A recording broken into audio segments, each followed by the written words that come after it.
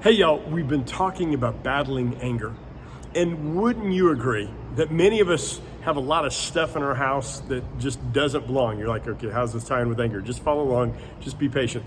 Wouldn't you agree that we all have things at home that we need to get rid of?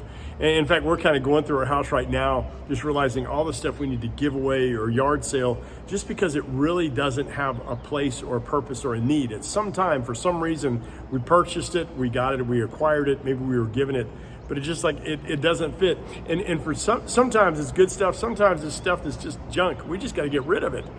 Well, God's word kind of addresses this as Paul addresses your life and mine.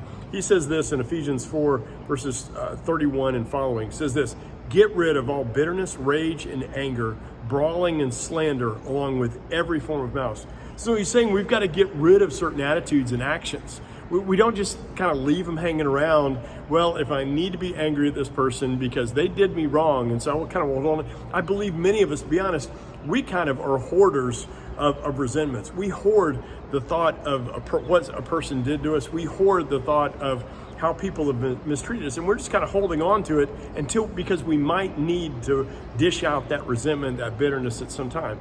Come on, seriously.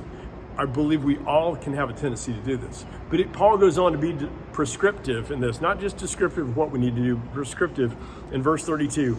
Be kind and compassionate to one another, forgiving each other just as Christ, God, forgave you. So Paul goes on to say, get rid of all that anger, the bitterness, the stuff you've been holding on to. But then go a step further, forgive, just like Jesus Christ forgave you. What an incredible prescription of God's grace to your life and mine when we're dealing with anger. Hope you have an amazing day as always. Let's live reckless for the one who loves us most, Jesus. Bye, y'all.